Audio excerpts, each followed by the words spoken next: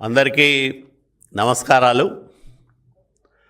ఆంధ్రప్రదేశ్ రాష్ట్రంలోని 10వ తరగతి పరీక్ష రాసిన విద్యార్థులకు ఫలితాలు వచ్చిన సమయంలో ఉత్తీర్ణులందరికీ శుభాకాంక్షలు తెలియజేస్తూ ఉన్నాం.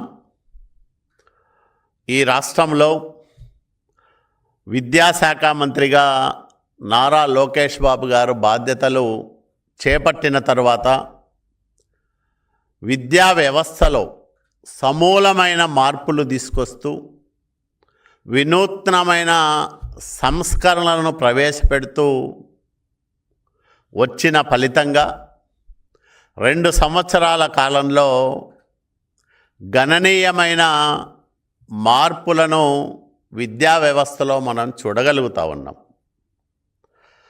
ఆయా గ్రామాలు ప్రాంతాల అవసరాలను బట్టి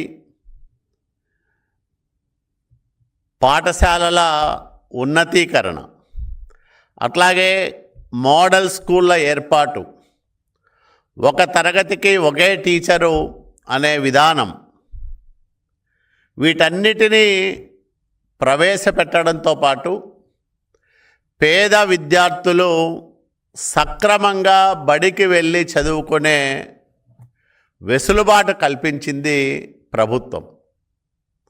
తల్లికి వందనం పేరుతో 1వ తరగతి నుంచి 12వ తరగతి చదువుకునే విద్యార్థులందరికీ సంవత్సరానికి 15,000 రూపాయలు ఇవ్వడం వల్ల డ్రాపౌట్స్ సంఖ్య తగ్గింది. ప్రభుత్వ బడుల్లో విద్యార్థుల సంఖ్య గణనీయంగా పెరుగుతూ వస్తూ ఉంది. ఫలితాలు చాలా ఆశాజనకంగా వచ్చాయి. ఈరోజు జగన్మోహన్ రెడ్డి పరిపాలనలో 5 సంవత్సరాలు విద్యా ప్రమాణాలు పూర్తిగా అటకెక్కాయి. విద్యా వ్యవస్థను భ్రష్టు పట్టించింది గత ప్రభుత్వం. వాటన్నిటినీ సరిచేస్తూ తప్పులను సరిదిద్దుతూ 2 సంవత్సరాల్లో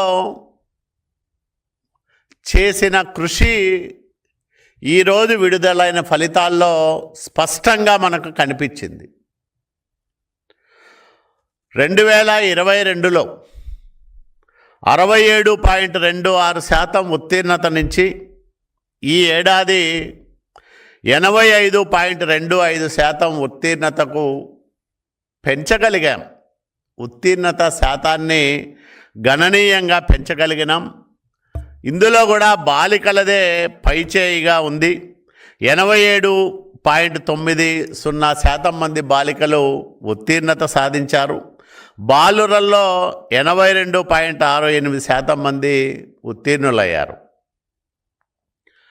ఏపీ రెసిడెన్షియల్ స్కూల్స్లో 96% ఉత్తీర్ణత సాధించడం గొప్ప విజయంగా మేము భావిస్తూ ఉన్నాం. ఎందుకంటే నిరుపేద కుటుంబాల నుంచి వచ్చిన పిల్లలు ప్రభుత్వం కల్పిస్తున్న సౌకర్యాలను సద్వినియోగం చేసుకొని 96 మంది ఉత్తీర్ణులు కావడం అనేది ఈ రాష్ట్రంలో పేదరిక నిర్మూలన విషయంలో పడిన పెద్ద తొలి అడుగుగా మనం దీన్ని చూడాలి. అట్లాగే ప్రభుత్వ పాఠశాలల్లో గత సంవత్సరం 62.7% మంది ఉత్తీర్ణులైతే ఈ సంవత్సరం 69.3% మంది ఉత్తీర్ణత సాధించడం అనేది కూడా గొప్ప మైలురాయి విద్యా వ్యవస్థలో. ఎందుకంటే ప్రభుత్వ బడుల్లో చదువుకునే పిల్లలందరూ గ్రామీణ నేపథ్యం ఉన్న వాళ్ళు ఎక్కువ మంది ఉంటారు. పేద కుటుంబాల నుంచి వచ్చిన వాళ్ళే దాదాపు అందరూ ఉంటారు. కాబట్టి ఆయా కుటుంబాలకు భవిష్యత్తులో వీళ్ళు గొప్ప ఆస్తిగా మారబోతున్నారు ఈ పిల్లలు అనేదానికి ఈరోజు వచ్చిన ఫలితాలే పెద్ద నిదర్శనమని కూడా నేను ఈ సందర్భంగా మనవి చేస్తూ ఉన్నా.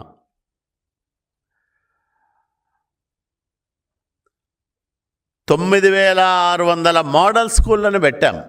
అట్లాగే 2 సార్లు మెగా పేరెంట్ టీచర్స్ మీటింగ్స్ పెట్టాం. కేవలం విద్యార్థుల తల్లిదండ్రులు ఉపాధ్యాయులతో సమావేశాలు ఏర్పాటు చేయడమే కాకుండా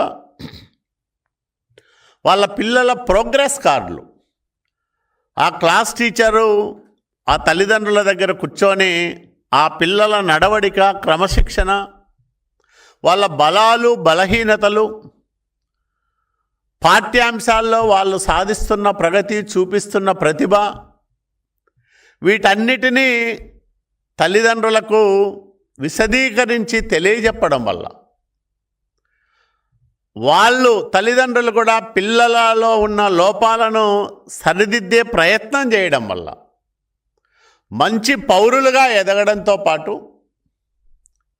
ఉత్తీర్ణత శాతం ప్రభుత్వ పాఠశాలల్లో పెరగడానికి ఈ పీటీఎంలు దోహదపడ్డాయనే దాంట్లో ఎంత మాత్రము అతిశయోక్తి లేదనే విషయాన్ని కూడా ఈ సందర్భంగా నేను మనవి చేస్తూ ఉన్నా.